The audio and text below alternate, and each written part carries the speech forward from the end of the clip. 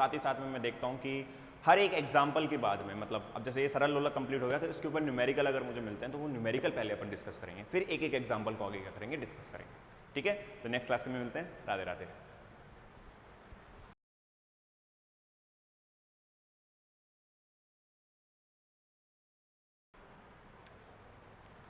राधे राधे सभी को, welcome to Mehta college online classes.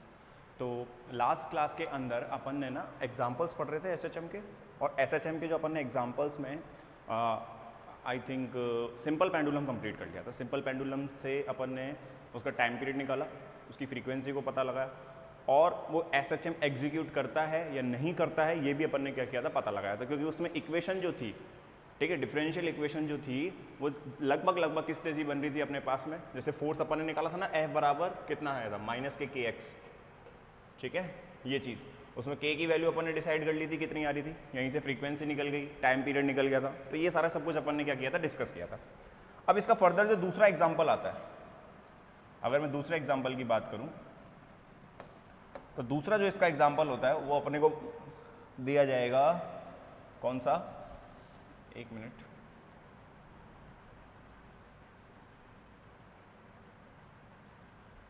दूसरा जो एग्जाम्पल होगा उसको बोलते हैं अपन कंपाउंड पेंडुलम।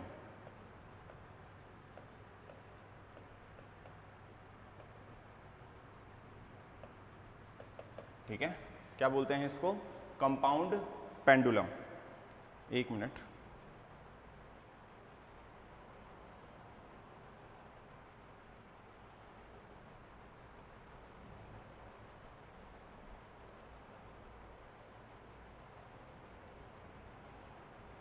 ठीक है।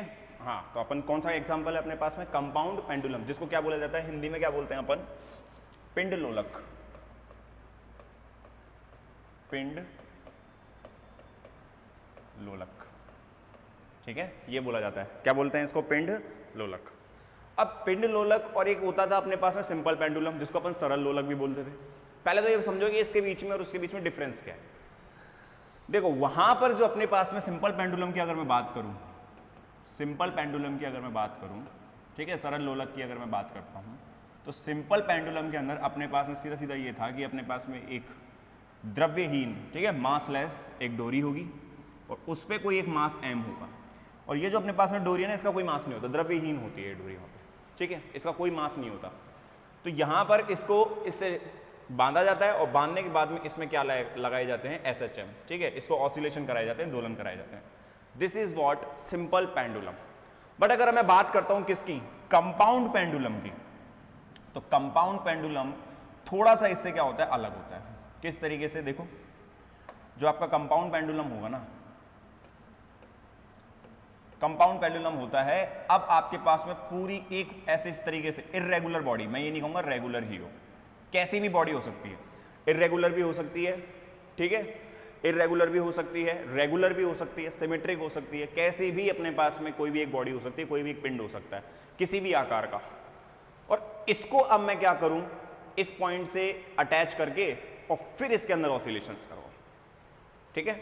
इस पूरी बॉडी को, जिसका मास मैं मान लेता हूं कैपिटल M है, ठीक है, इस पूरी बॉडी को मैं क्या करवाऊं, ऑसिलेट करवाऊं, तो ऐसे टाइप के पेंडुलम को क्या कहा जाता है, कंपाउंड पेंडुलम या पिंड लोलक। क्या बोलते हैं अपन, पिंड लोलक, ठीक है। तो ये एक मेजर डिफरेंस होता है इसके बीच में।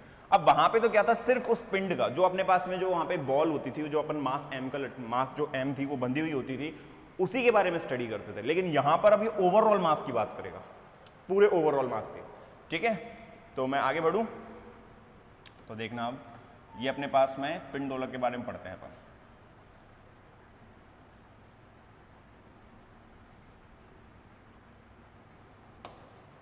चलो पिंड लोलक की बात कर लें। तो देखो पिंड लोलक के लिए अपने पास में सीधे सीधे बात है कि मैंने अभी भी बताया आपको कि इसमें जो अपने पास में जो बॉडी होती है या फिर अपने पास में कोई भी ऑब्जेक्ट होता है वो कैसा होता है, किसी भी शेप का हो सकता है, कैसा भी हो सकता है, किसी भी शेप का हो सकता है, ठीक है। लेकिन उसके ऊपर डिस्क्रीट मास नहीं होना चाहिए, कंटिन्यूस मास होना चाहिए, मतलब सतत द्रव्य फैला हुआ होना चाहिए। डिस्क्रीट का मतलब तो होता है अलग अलग अलग अलग अलग, सतत का मतलब होता है कंटिन्यू। तो इस पर क्या होना चाहिए, कंटिन्यू मास होना चाहिए, ठीक है। तो चलो डिस्कस करते हैं। देखो ये अपने पास में, मैं मान लेता हूं कोई भी एक अपने पास में बॉडी है, ठीक है, ये इस तरीके से, ये कोई भी एक इसकी बॉडी है अपने पास में, कोई भी है इरेगुलर शेप की, ठीक है। अपन ने क्या किया, इस पॉइंट से ये एक पॉइंट लिया मैंने और इस पॉइंट से इस बॉडी को क्या किया, सस्पेंड किया। सस्पेंड करने का मतलब है कि यहाँ पे कोई कील लगा दी या कुछ भी करके, ठीक है। सस्पेंड करने का मतलब है ये वो रिजिड पॉइंट होगा, जैसे वहाँ पे तो अपने पास में कौन सा पॉइंट होता था, ये रिजिड पॉइंट होता था इस तरीके से, ठीक है। ये जो पॉइंट है जिससे इसको क्या बांधा जाता है, लेकिन यहाँ पे अपन ने क्या करी, एक कील लगा दी इस तरीके से, ठीक है, एक किसी भी पॉइंट पे। तो ये अपन ने मान लिया। आगे बढ़े तो अब मैं मान लेता हूं इसका जो सेंटर ऑफ मास है, इसका जो मास का जो सेंटर है, ठीक है, इसके द्रव्यमान का जो अपने पास में सेंटर होगा वो कहीं यहां पे है, फॉर एन एग्जांपल यहां पर है। तो ये सेंटर ऑफ मास क्या कहलाता है आपका, पहली बात तो ये सुनो, सेंटर ऑफ मास का मतलब क्या समझते हो, ये भी मैं आपको थोड़ा सा बता देता हूँ। ये सेंटर ऑफ मास कहलाएगा इसका, ठीक है, COM। देखो सेंटर ऑफ मास क्या होता है, सेंटर ऑफ मास वो पॉइंट होता है किसी भी मास बॉडी का जहां पर उसका पूरा मास, पूरा द्रव्यमान एक ही पॉइंट पे क्या हो, केंद्रित हो। जैसे फॉर एन एग्जांपल अगर मैं इसकी बात करता हूं, ठीक है, तो देखो ये इस तरीके से मैंने क्या किया, इसको एक्सटेंड किया ऐसे, ये इस पर टिक नहीं रहा, ऐसे रखा मैंने ऐसे, ठीक है। अब इसका सेंटर ऑफ मास देखो ये है, मतलब बिल्कुल बैलेंस हो गया ना आपके पास में, देखो। तो मैंने जिस पॉइंट से इसको रख रखा है वो यहाँ पे इसका सेंटर ऑफ मास है, लेकिन अगर मैं इस पॉइंट को हल्का सा भी आगे पीछे किया ना तो ये गिर जाएगा, गिर गया ना ये अपने पास में। तो बस यही चीज़ है, ठीक है। जैसे ही मैंने इसको चेंज किया, इसकी पोजीशन को चेंज किया, वो बॉडी गिर गई मेरे हाथ से। मतलब उसका जो सेंटर ऑफ मास था ना, देखो सेंटर ऑफ मास ये था, इस पॉइंट पे था तो ये बैलेंस था। जैसे ही मैंने इस पॉइंट पे किया, देखो ये पीछे की तरफ हिलने, इधर मैंने बहुत हल्का पकड़ रखा है, पीछे की तरफ जा रहा है, इसका मतलब इसका जो सेंटर ऑफ मास है उसको पीछे की तरफ ढकेल रहा है, खींच रहा है इस तरीके से, ठीक है। तो वो पॉइंट बॉडी का जहां पर पूरा जो मास होता है वो आपका क्या हो, केंद्रित हो, सेंटर्ड हो, ऐसे पॉइंट को क्या बोला जाता है, सेंटर ऑफ मास, ठीक है। तो मैं मान लेता हूं इस बॉडी का सेंटर ऑफ मास इस पॉइंट पे केंद्रित है। मैं मान लेता हूं यहां से लेके यहां तक की जो लेंथ है, ठीक है, यहां से लेके यहां तक की जो अपने पास में लेंथ है, ये अपने पास में कौन सी है, स्मॉल एल, ठीक है। इस लेंथ को मैंने कितना मान लिया, स्मॉल एल। तो एक बार बताओ, यहां पर पूरा मास होगा, ठीक है, माना मैंने इस पिंड का जो मास है अपने पास में वो कितना है, कैपिटल M। तो कैपिटल M अगर इसका है मास, तो फिर एक बार बताओ इधर क्या लगेगा इस पे, mg, कैपिटल में लिख देते हैं, क्या लगेगा इस पे, m इंटू जी, ठीक है। mg लगेगी, ग्रेविटी लगेगी इसके ऊपर, ग्रेविटेशनल अब एक फोर्स लगेगा अपने पास में जो कितना होगा, m इंटू जी, ठीक है। ग्रेविटी लगा दी। मैं मान लेता हूं इसके सामने एक परपेंडिकुलर डाला अपन ने, और ये जो अपने पास में पॉइंट है, इस परपेंडिकुलर से कितने एंगल पर है, ये वाला एंगल थीटा एंगल है, ठीक है। कितने एंगल पर है, ये अपने पास में थीटा एंगल पर है, ठीक है। तो ये अपन ने एक पॉइंट मान लिया। अब एक बार बताओ, अगर मैं इसके घटक तोड़ूं, तो एक बात बताओ, अगर मैं इस लाइन को आगे खींचूं इस तरीके से, तो ये भी अपने पास में थीटा होगा, ऑब्वियस ही बात है, ये भी अपने पास में क्या होगा, थीटा होगा। ये कंपोनेंट कितना हो जाएगा इसका, L cos थीटा, ठीक है। और यहां पर ये जो कंपोनेंट होगा सामने, ये कंपोनेंट कितना होगा, L sin थीटा। अगर जरूरत पड़ी तो घटक तोड़ लेते हैं अपन, ठीक है। mg का अगर यहाँ घटक तोड़ोगे तो यहाँ कितना होगा, mg cos थीटा, ठीक है। और यहाँ पे घटक कितना होगा,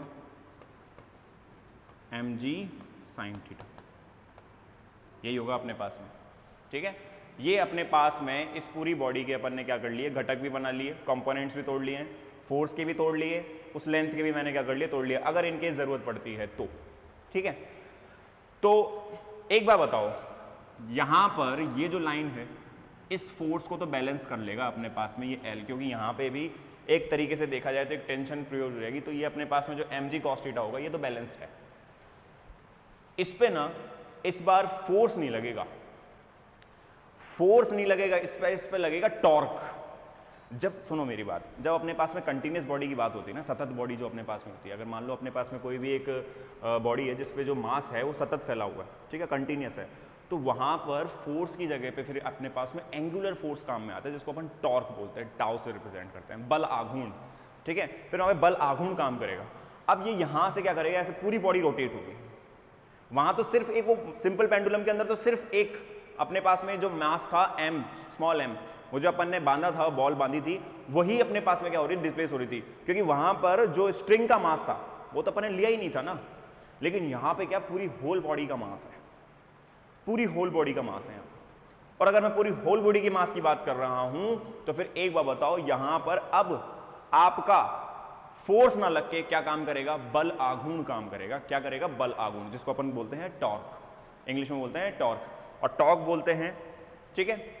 और हिंदी में क्या बोला जाता है, उसको बल आघूर्ण बोला जाता है, ठीक है। अब उस टॉर्क की कितनी वैल्यू होगी, उस टॉर्क की कितनी वैल्यू होगी, एक्चुअली में टॉर्क की जो वैल्यू होती है ना, वो कितनी होती है अपने पास में, R क्रॉस F, ठीक है। R क्रॉस में कितना होता है, F होता है। यहाँ पे F क्या है, mg ही तो है। फोर्स कौन सा लग रहा है, एक mg ही लग रहा है अपने पास में। R क्या है, ये रहा L, L डिस्टेंस ये है, ये डिस्टेंस हो गया। यहाँ पर अपने पास में क्या लग रहा है, फोर्स लग रहा है, कौन सा लग रहा है, mg। या तो ऐसे समझ लो, नहीं तो ऐसे समझ लो कि टॉर्क कितना लगेगा total, mg sine theta into इसका परपेंडिकुलर डिस्टेंस। हमेशा ध्यान रखना, ये जो R होता है ना, ये फोर्स के हमेशा परपेंडिकुलर होता है, ठीक है। टॉर्क में, टॉर्क जो होता है, बल आघूर्ण जो होता है, ये जो R क्रॉस F होता है ना, ये हमेशा आपका, देखो कुछ इस तरीके से समझो इसको, मैं और थोड़ा सा उसमें समझाता हूँ आपको, प्लेन में समझाता हूँ। जैसे ये प्लेन है, ठीक है, ये इस तरीके से रोटेट कर रहा है किसी इस पॉइंट पे। अगर ये डिस्टेंस R है तो इस पे जो फोर्स लगेगा ना, वो इस डायरेक्शन में लगेगा, ताकि आपका रोटेशन ना इस तरीके से बन सके। तो ध्यान रखना, अपने पास में जो ये R होता है, ये इसके क्या होता है, परपेंडिकुलर होता है। और तीनों ही आपस में एक दूसरे के क्या होते हैं, परपेंडिकुलर होते हैं, क्योंकि ये क्रॉस प्रोडक्ट है। कैसा प्रोडक्ट है ये, क्रॉस प्रोडक्ट है। तो ये R कैसा होता है अपने पास में, परपेंडिकुलर होता है। तो देखो यहाँ से इस पॉइंट से अपने पास में परपेंडिकुलर फोर्स ये रहेगा, ये 90 डिग्री है, ऑब्वियस सी बात है 90 डिग्री हुआ है, ज्योमेट्री भी बता रही है ये तो 90 डिग्री पे फोर्स कितना लग रहा है, mg साइन थीटा। डिस्टेंस कितना है, l है, टॉर्क कितना हो जाएगा, mgl साइन थीटा, ठीक है, mgl साइन थीटा। अच्छा, आपने तो काम किया ऐसे, आपने तो इसको उठाया था ऐसे, टॉर्क आपकी बिल्कुल अपोजिट डायरेक्शन में लगेगा। भाई फोर्स अपन ने लगाया, इसको ऐसे ऊपर किया, ठीक है, टॉर्क जो होगा वो इसके बिल्कुल अपोजिट लगेगा। तो फिर यहां पे साइन कैसा आएगा, नेगेटिव आएगा। आई थिंक कि सारी चीजें मैंने क्लियर कर दी होंगी कि भाई कब क्या चीज क्यों हो रही है, नेगेटिव क्यों आ रहा है, क्यों मैंने यहां पे R परपेंडिकुलर की बात कर रहा हूं। ये देखो, हर एक पॉइंट का मेरा मतलब है, हर चीज का मतलब अपने को रटने से मतलब नहीं होता, ठीक है। तो देखो ध्यान देना,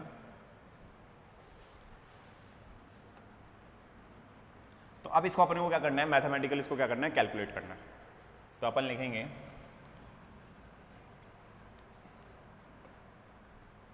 कैपिटल M मास या फिर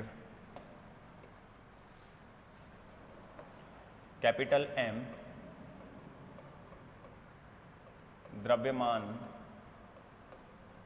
के पिंड पर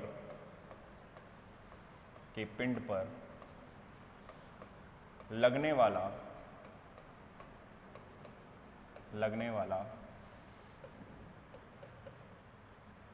बल आघूर्ण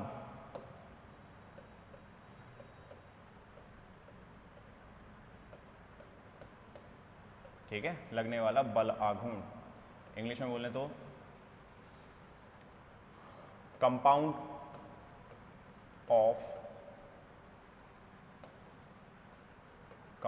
of mass m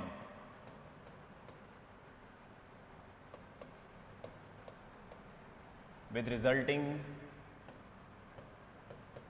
resulting torque. तो टाउ कितना होगा अपने पास में, ठीक है, माइनस के mgl sine theta. I repeat again, मैं आपको यहाँ पे वैल्यू निकाल के दिखा देता हूँ। आर कितना होता है, ये कितना होता है, torque equals to R cross में एफ, यही वैल्यू होगी अपने पास में, ठीक है। फोर्स कितना लग रहा है अपने पास में, ये तो एल है, ये कितना लगेगा अपने पास में एम जी, ठीक है। फोर्स अपने पास में देखो यही लग रहा है अपने पास में एम जी, ठीक है। और इसका एम जी का कौन सा घटक है, तो इसको अपन ओपन करेंगे ना, तो देखो ये कितना आ जाएगा, L M G sine theta, यही लिखा है मैंने, लेकिन किस में जाएगा ये, नेगेटिव में, ठीक है। और अगर मैं इसका मॉड ले लूँ तो यहाँ पर याद करो, यहाँ पर अपने पास में ये आता है एक एन कैप यूनिट वेक्टर, और अगर इसका मॉड ले लें अपन तो ये कितना हो जाएगा, L M G sine theta, ठीक है। मतलब मॉड लेने पर अपने पास में ये भी पॉजिटिव हो जाएगा, ये भी पॉजिटिव हो जाएगा अपने पास में, और इसका कितना हो जाएगा, ये 1 हो जाएगा, ठीक है।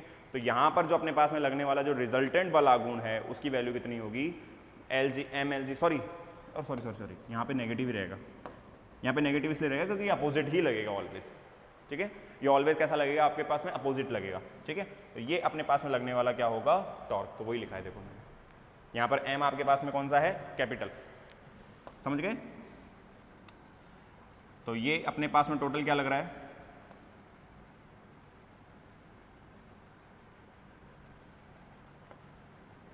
ये टोटल अपने पास में क्या लग रहा है, टॉर्क लग रहा है।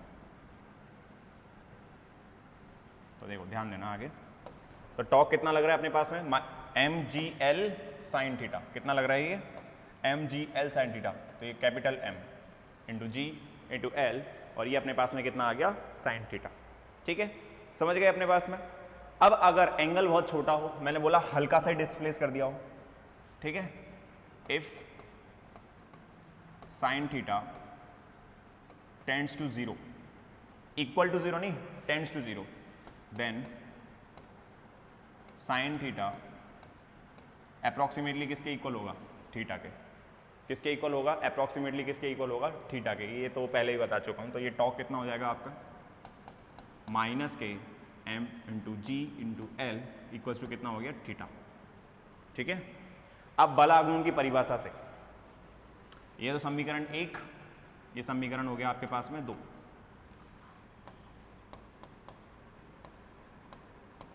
बल आघूर्ण की परिभाषा से,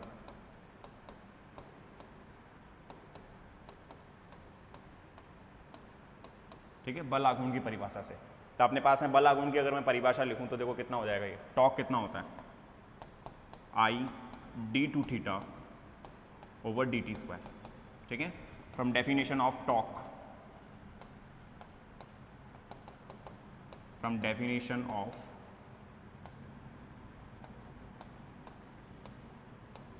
टॉर्क, ठीक है। अगर डेफिनेशन ऑफ टॉर्क की बात करता हूं तो अपने पास में टॉर्क कितना होगा, I D two theta over D T square, जहां पर आई जो होगा ये होता है आपका जड़त्व आघूर्ण,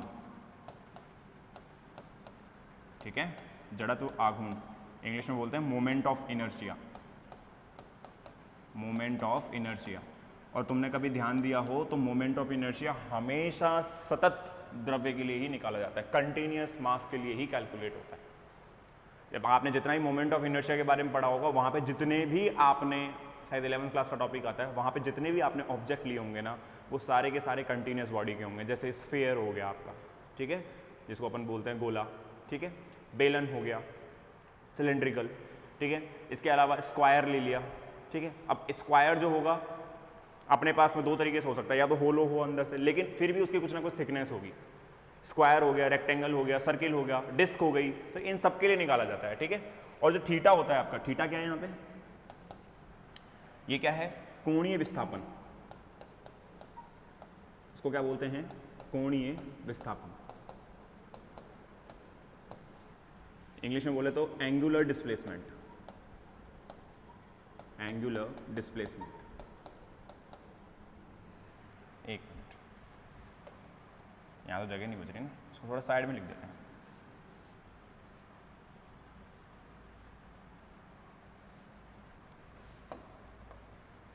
तो थीटा क्या है यहाँ पे, एंगुलर डिस्प्लेसमेंट,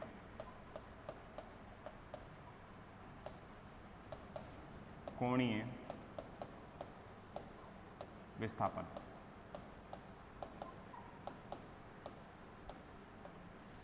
कोणीय विस्थापन, ठीक है। तो ये अपने पास में टॉर्क होगा, ये इक्वेशन नंबर हो गई अपने पास में 3।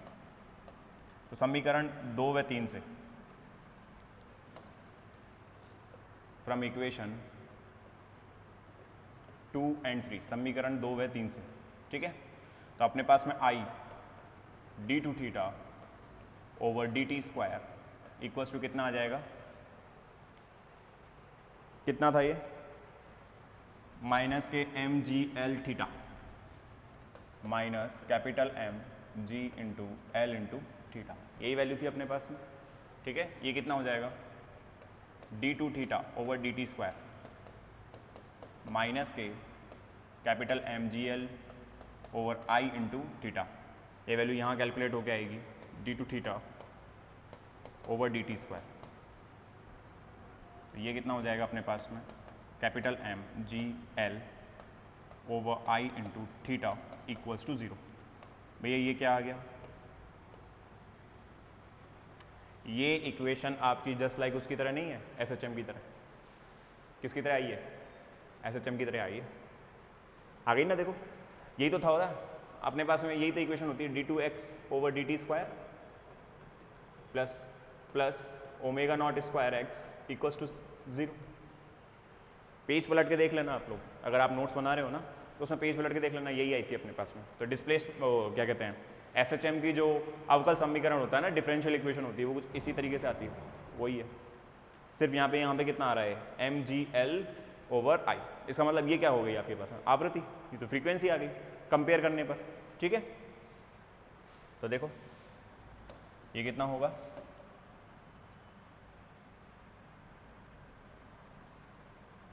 ध्यान देना, उपरोक्त समीकरण,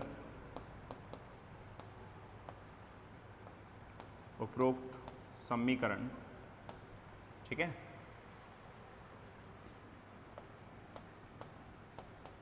सरल आवर्त गति के अवकल समीकरण के समान है, ठीक है। अबाव इक्वेशन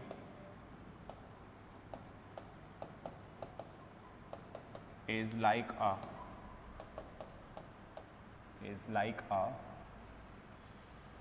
differential equation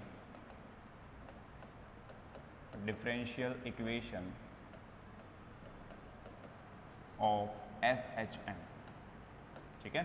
किसके इक्वल है ये, SHM की डिफरेंशियल इक्वेशन के क्या है, बराबर है। अब अगर आप इसको तुल्य कर देते हैं, कंपेयर कर लेते हैं, ठीक है, तुलनात्मक विश्लेषण करने पर या कंपेयर करने पर, ठीक है, तो अपने पास में ये पता लगेगा कि जो ओमेगा नॉट स्क्वायर था वो किसके बराबर आएगा, M G L over I के, ठीक है। तुलना करने पर, ठीक है, ऑन कंपेयरिंग, तो आपके पास में जो ओमेगा नॉट स्क्वायर है, एक इसकी वैल्यू कितनी आएगी, M G L over I, यही बचेगा अपने पास में, ठीक है। तो यहाँ से फ्रीक्वेंसी तो कितनी हो जाएगी, under root M into G L over I, ठीक है। एक बात और बताऊँ, देखो एक तरीका बताता हूँ मैं आपको, इसको सिंपल पेंडुलम में चेंज कर दूँ। एक बात बताओ, आई कितना होता है, एम एल स्क्वायर ही तो होगा, आई तो यही होता है, वैल्यू पुट करके देखना, ओमेगा नॉट किस में चेंज हो जाएगा आपका, under root G by L, वही चीज़ आपको ये मैंने पढ़ाया है प्रीवियस लेक्चर में। एम आई बराबर कितना होता है, एम एल स्क्वायर, एम से एम कैंसिल, एल से एल कैंसिल, किस में चेंज हो गया, सिंपल पेंडुलम में। सिंपल पेंडुलम में कैसे चेंज हो गया ये, क्योंकि वहाँ तो उसका मास ही नहीं था ना, वो जो डोरी थी अपने पास में उसका कहाँ मास लिया था अपन ने, लिया ही नहीं था, इसलिए जी बाई एल आया था वहाँ तो। लेकिन यहाँ बेटा मास है, इसलिए मोमेंट ऑफ इनर्शिया भी आ रहा है, ठीक है। ऐसे चेंज कर मत देना, मैंने तो रिलेट करके पढ़ाया, ठीक है। तो अपने पास में जो आवृत्ति होगी वो कितनी होगी, ओमेगा नॉट इतनी आएगी, ठीक है। तो ये अपने पास में क्या आ गई, आवृत्ति, ठीक है। ये क्या कहलाएगी आपकी, आवृत्ति, या फिर इसको क्या बोलते हैं, फ्रीक्वेंसी, और कौन सी फ्रीक्वेंसी है, ध्यान रखना, कोणीय है, रेखीय नहीं, कोणीय फ्रीक्वेंसी कहते हैं इसको, ठीक है। कोणीय फ्रीक्वेंसी होगी कोणीय आवृत्ति, ठीक है। कोणीय का मतलब होता है एंगुलर फ्रीक्वेंसी, ये एंगुलर फ्रीक्वेंसी है आपकी, ठीक है, लीनियर नहीं है, तो इस चीज़ का ध्यान रखना। अब आवर्तकाल कितना होगा, आवर्तकाल इसका मतलब टाइम पीरियड,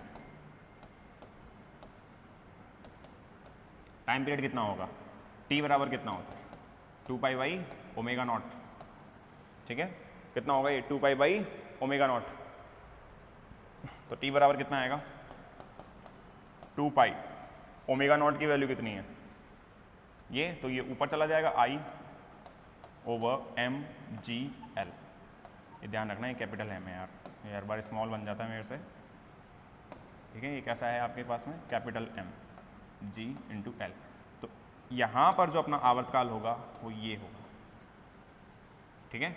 ये अपने पास में कंपाउंड पेंडुलम का जो पिंड लोलक का जो अपने पास में क्या आएगा, आवर्तकाल आएगा, वो कितना आएगा 2 पाई बाई ओमेगा नॉट होता है, 2 पाई ओमेगा नॉट की वैल्यू रख दी, ऊपर ले गए उसको, क्योंकि ऊपर नीचे हो जाएंगे ना अपने पास में ओमेगा नॉट की वैल्यू, तो ये कितना आ गया अपने पास में I over M G L, ठीक है।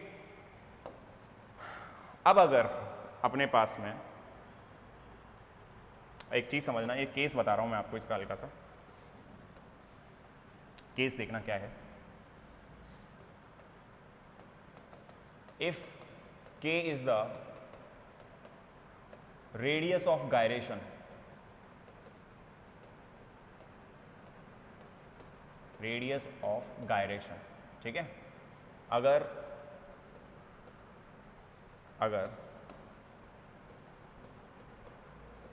के यहां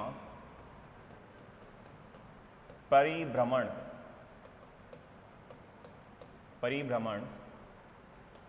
त्रिज्या है, क्या है, परिभ्रमण त्रिज्या है, तो जड़त्व आघूर्ण कितना होगा, तो जड़त्व आघूर्ण कितना होगा, आई बराबर कितना होगा M K square plus M L square, ठीक है।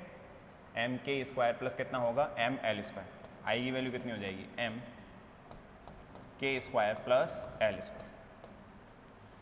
बोले सर ये तो कुछ पल्ले नहीं पड़ा, पहली बात तो मुझे जहाँ तक अंदाज़ा है ना, काफ़ी बच्चों को रेडियस ऑफ गायरेशन भी नहीं पता होगा, ठीक है। ये जो परिभ्रमण जो त्रिज्या होती है काफ़ी बच्चों को पता ही नहीं होगी होती क्या है, इसको भी मैं समझा देता हूँ, थोड़ा समझना आप। देखो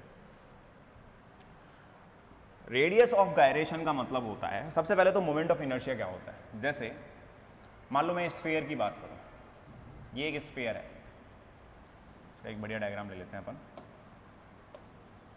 फॉर एन एग्जांपल ये एक स्फीयर है, ठीक है। अब आपको इसको क्या किया, आपने रोटेट किया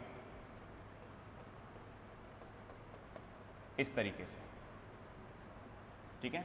इस तरीके से रोटेट किया, मैं मान लेता हूं ओमेगा से इसको क्या कर दिया, रोटेट कर दिया। ओमेगा इसकी क्या हो गई, एंगुलर फ्रीक्वेंसी आ गई अपने पास, उससे क्या किया आपने, इसको रोटेट किया।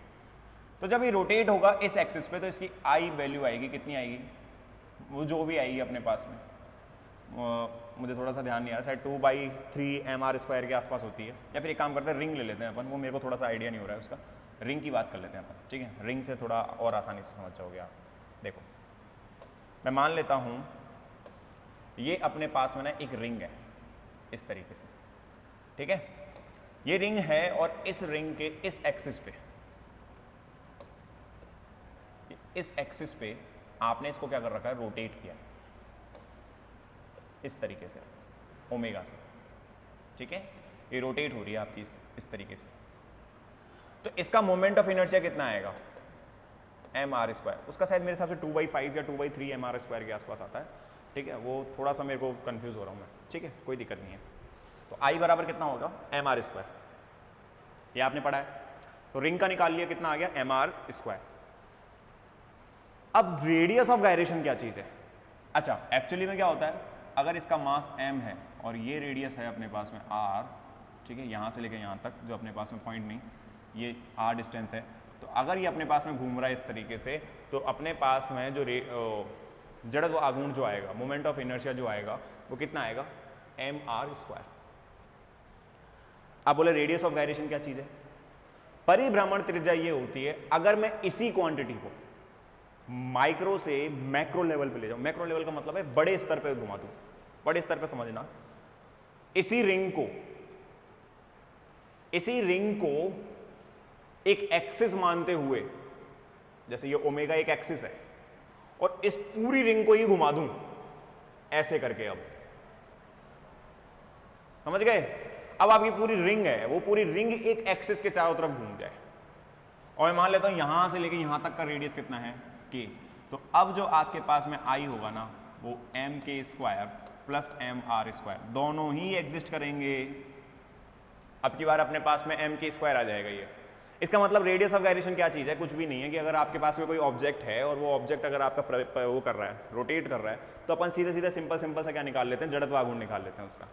लेकिन अगर उसी चीज़ को आप माइक्रो से मैक्रो लेवल पे ले जाओ, ठीक है, पहले तो रिंग घूम रही थी एक्सिस पे अपनी इस तरीके से, ठीक है, फिर हमने क्या किया, इस रिंग को ही क्या एक ऑब्जेक्ट मानता हुआ पूरा एक एक्सिस ले लिया, उस एक्सिस के चारों तरफ घुमा दिया।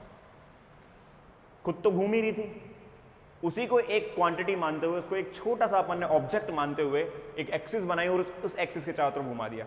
इसको क्या बोला जाता है? Radius of gyration.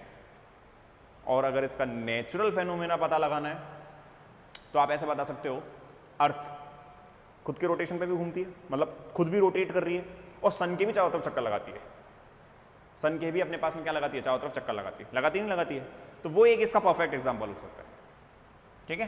तो अब ये ध्यान रखना, अपने पास में इसका जो जड़त्व आघूर्ण जो होगा वो कितना आ जाएगा, m×k² प्लस l²।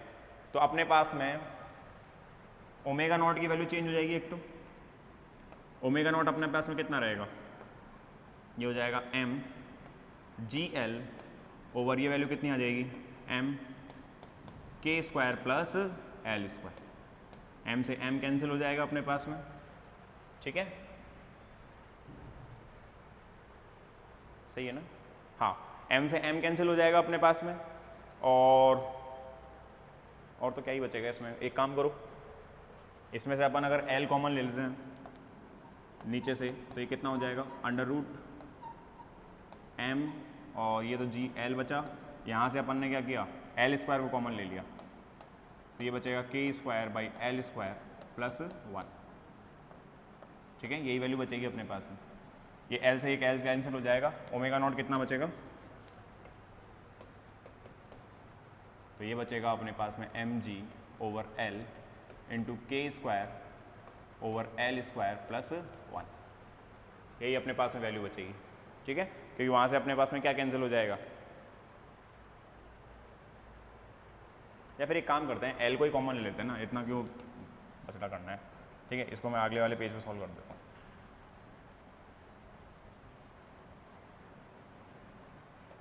एक मिनट,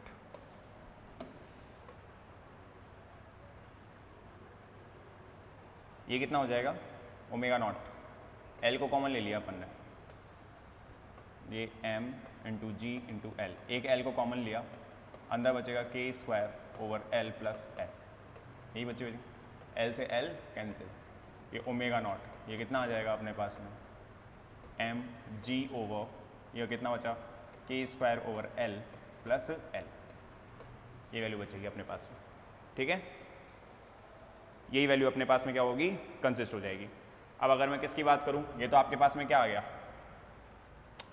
ये तो अपने पास में क्या आ गई, फ्रीक्वेंसी आ गई, ये फ्रीक्वेंसी की वैल्यू हो गई अपने पास में ये वाली, ठीक है।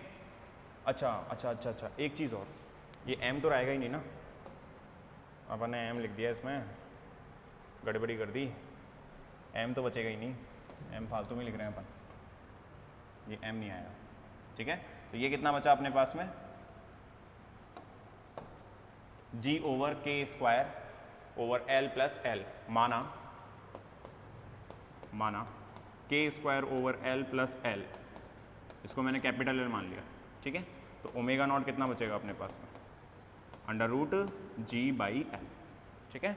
ये वैल्यूज़ हैं। ये मैं इसलिए करा रहा हूँ क्योंकि देखो ये स्पेशल केस है, न्यूमेरिकल बेस पे पूछ लेगा वो आपसे, ठीक है।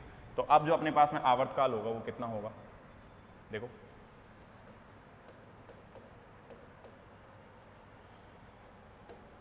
आवर्तकाल कितना हो जाएगा, टाइम पीरियड। तो टाइम पीरियड की वैल्यू अपने पास में कितनी होगी, टी बराबर कितना हो जाएगा 2 पाई ओमेगा नॉट, ये कितना हो जाएगा 2 pi under root L over G, जहाँ जो आपका कैपिटल एल है इसकी वैल्यू कितनी आएगी के square over L plus L. मतलब क्वेश्चन के अंदर आपको ये दिया हुआ होगा, परिभ्रमण जो त्रिज्या होगी, जो रेडियस ऑफ गायरेशन होगा वो दिया हुआ होगा, एल भी दिया हुआ होगा, तो आप कैपिटल एल कैलकुलेट कर लो, वैल्यू को पुट कर दो। तो इसको क्या है, इस केस से अपन ने एक सरल लोलक के अंदर चेंज कर लिया, ठीक है। इस वैल्यू को एक सरल लोलक के अंदर ले गए, वहाँ सरल लोलक में यही तो आता था, under root G by L आता है ना, वहाँ पे स्मॉल एल आता है, ये कैपिटल एल है जिसका अपने पास में कुछ ऐसा रिलेशन है, ठीक है। तो एक सरल लोलक के अंदर चेंज कर लिया इस केस से अपन ने। तो ये आपका क्या था, पिंड लोलक। कौन सा था ये अपने पास में, पिंड लोलक। आप फटाफट उतार लो इसको। और ध्यान रखना रेडियस ऑफ गायरेशन को ही मैंने समझा दिया आपको कि भाई रेडियस ऑफ गायरेशन क्या चीज़ है, ठीक है। और एक चीज़ और कि जब भी अपने पास में सतत बॉडी की बात होगी, ठीक है, सतत मास की अगर अपने पास में कोई बॉडी होगी तो हमेशा ध्यान रखना वहाँ पर बलागुण ही काम करेगा, वहाँ पे फोर्स को मत ले लेना। फोर्स होगा लेकिन एक बात बताओ, वहाँ पे रोटेशनल फोर्स होगा, ठीक है, घूर्णन वाला बल होगा।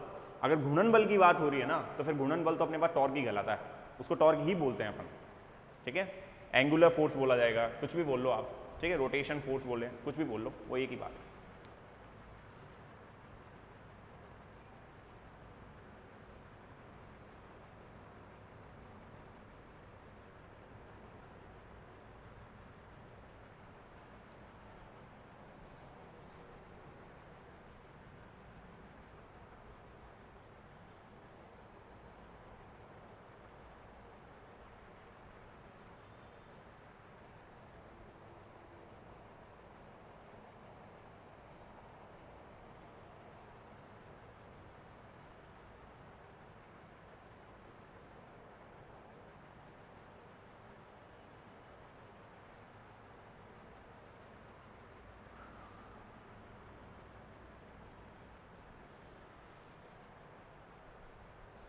ठीक है, तो ये अपने पास में कौन सा एग्जाम्पल कंप्लीट हुआ आपका, कंपाउंड पेंडुलम, ठीक है। देखो अपने पास में बहुत सारे ऑसिलेटर मिलेंगे, ये नहीं कहूँगा मैं सिंपल पेंडुलम ही होता है, कंपाउंड पेंडुलम भी होता है, ठीक है, बहुत तरीके की चीज़ें होती हैं। अब कंपाउंड पेंडुलम क्या होता है, वो सबको एग्जिस्ट कर लेता है अपने अंदर। जितने भी अपने पास में पेंडुलम बनेंगे ना वो सारे कंपाउंड पेंडुलम के ही पार्ट होते हैं। इवन मैंने देखो ये भी चेंज करा दिया, कंपाउंड पेंडुलम को एक सिंपल पेंडुलम में भी लिखा जा सकता है, बस एक कैपिटल एल की वैल्यू चेंज होगी, बाकी तो सिंपल पेंडुलम वाला ही फॉर्मूला आ रहा है, ठीक है। तो एक कंपैरिजन अगर मैं करूँ यहाँ पर तो ध्यान देना, एक कंपैरिजन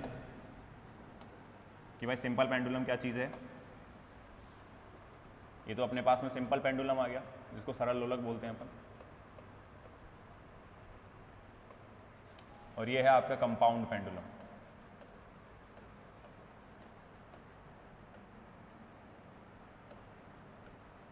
ठीक है। ये है आपका क्या, कंपाउंड पेंडुलम। अब कंपाउंड पेंडुलम पे तो क्या होता है, प्रैक्टिकल्स भी होते हैं, अपने पास में प्रैक्टिकल्स भी हैं, ठीक है। तो अपने पास में इस पे प्रैक्टिकल होते हैं, 1 या 2 प्रैक्टिकल भी अपने बीएससी फर्स्ट सेमेस्टर के अंदर रखे हुए हैं। सिंपल पेंडुलम में क्या होता है, अपन को पता था कि यहाँ पर जो लेंथ होती है ना, ये वाली, ये जो एल होती है, तो ये जो स्ट्रिंग होती है, मैं मोटा मोटा एक आइडिया बता रहा हूँ, जो स्ट्रिंग होती है, ठीक है, ये डोरी, ये जो डोरी होती है ये कैसी होती है, मासलेस होती है, मासलेस होती है, ठीक है, मतलब द्रव्यहीन। कैसी होगी आपके पास में, द्रव्यहीन। दूसरा पार्ट, यहाँ पर जो ओमेगा नॉट होगा वो कितना आएगा, under root G by L. इस एल की लेंथ पे डिपेंड करेगा, यहाँ पे मास पे डिपेंड नहीं करता, मास पे तो वहाँ पे भी डिपेंड नहीं कर रहा है, लेकिन वहाँ पे मोमेंट ऑफ इनर्शिया का पार्ट आ जाता है, ठीक है। और जो टाइम पीरियड था आपके पास में वो कितना आ रहा था, under root 2 by L by G. एक यही एक मेजर डिफरेंस है, ठीक है।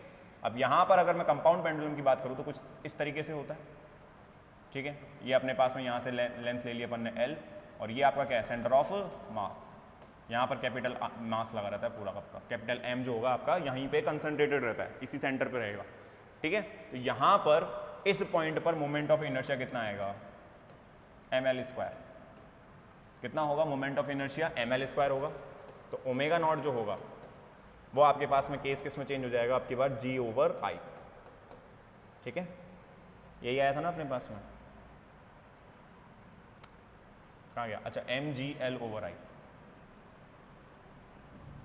यहाँ पर जो अपने पास में ओमेगा नॉट होगा देखो चेंज हो जाएगा थोड़ा सा, ये कितना हो जाएगा mgl/I। और जो टाइम पीरियड होगा, ठीक है, टाइम पीरियड होगा वो अपने पास में कितना आ जाएगा I/m/g/L। और ध्यान रखना यहाँ पर टॉर्क काम करेगा आपका,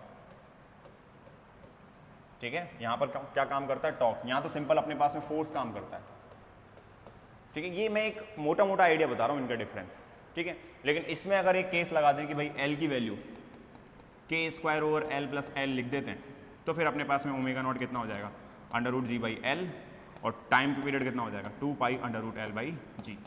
जहाँ पर जो k होगा वो क्या है, रेडियस ऑफ गायरेशन, ठीक है, रेडियस ऑफ गायरेशन, परिभ्रमण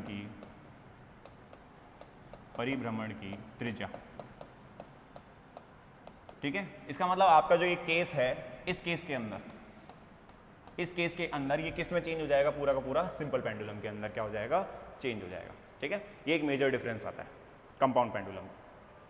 तो अपने पास में कंपाउंड पेंडुलम, सिंपल पेंडुलम का आपको फर्क भी नजर आ गया। अब इसमें जो क्वेश्चंस बनते हैं, ठीक है, वो भी डिस्कस करने हैं। पहले मैं सोच रहा हूँ कि पहले एग्जांपल्स को कंप्लीट कर लेते हैं अपन, ठीक है, जितने भी अपने पास में एग्जांपल्स आते हैं, क्योंकि अभी स्प्रिंग बच रहा है, ठीक है। इसके बाद में आपके LC ऑसिलेशंस हैं, तो काफ़ी 3-4 एग्जाम्पल बच रहे हुए हैं।